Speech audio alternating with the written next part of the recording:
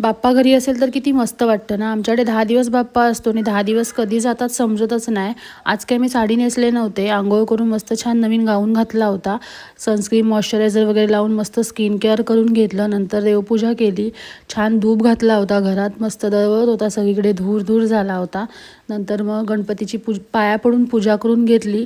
त्यानंतर आज गणपती बाप्पाला नैवेद्य होता श्रीखंड पुरीचा.